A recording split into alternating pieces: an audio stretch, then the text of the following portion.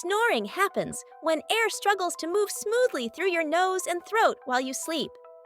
As the airway narrows, tissues vibrate and create the sound we call snoring. It can be caused by congestion, sleeping on your back, or relaxed throat muscles. Snoring is common, but in some cases, it may signal sleep apnea, a condition where breathing briefly stops during sleep. Whether harmless or serious, snoring is your body's noisy nighttime signal. Follow Brain Sprints for more fast facts.